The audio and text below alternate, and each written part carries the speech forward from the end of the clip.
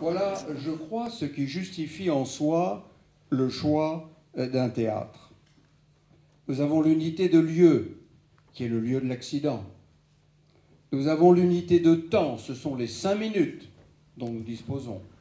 Et nous avons l'unité d'action, les 3 gestes, alerter, masser, défibriller. Ah bah les voilà. Bonjour papa, bonjour maman. Ah. Désolé pour le retard. Je vous présente Sophie, dont je vous ai beaucoup parlé. Heureuse de vous accueillir. Et alors vous, quels sont les projets? Bah justement, avec Sophie, on avait quelque chose à vous annoncer. Ah bon. On va s'installer un petit peu dans le sud. Et où ça? En Australie.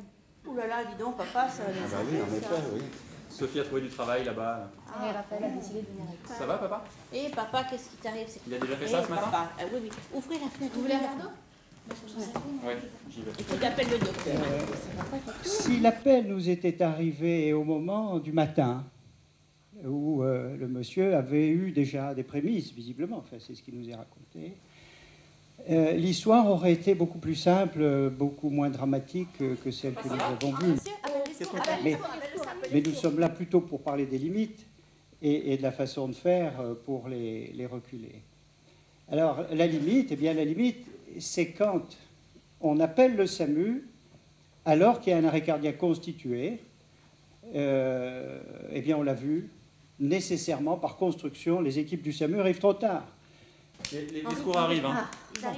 Chaque année, 50 000 personnes, vous l'avez entendu, décèdent en France d'un arrêt cardiaque subite, soit 1/3 de la mortalité cardiovasculaire. L'arrêt cardiaque pèse très lourd en termes de vies humaines. Je voudrais mettre l'accent sur l'enjeu.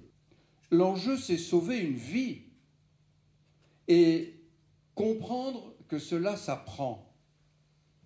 Éveiller les consciences. Nous sommes chacun responsable de la vie de celui qui est à côté de nous. Papa, ouvre les yeux, serre-moi la main. Maman, appelle le SAMU. Tu fais le 15. Allô, allô, monsieur? Tu peux aller chercher Que un se passe-t-il? Mon mari est détendu par terre et ça va pas du tout. Il vous parle, il est conscient? Non, non, absolument pas. Quelqu'un fait-il les gestes? Oui, mon fils. Et qu'est-ce qu'il fait? Qu'est-ce que tu fais? Je fais un massage cardiaque, maman. Massage cardiaque, C'est docteur. ça? Votre mari est cardiaque? Oui, oui, oui, il prend plein de médicaments. Bien, une équipe du SAMU arrive, madame. Vous pouvez raccrocher. Merci bien. Tu vois, il va arriver.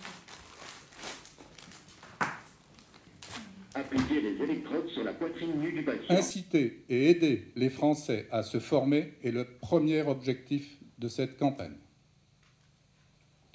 Notre second objectif est d'encourager les collectivités locales à s'équiper en défibrillateurs.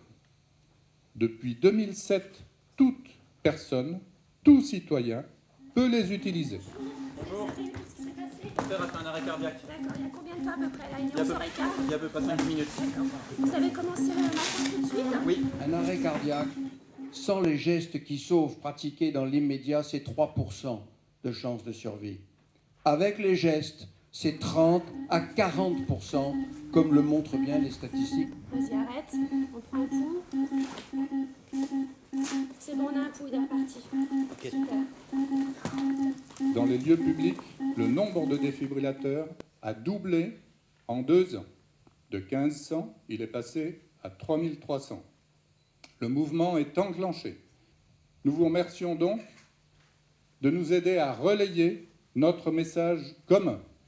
Formez-vous pour appeler le 15, masser, défibriller. Merci.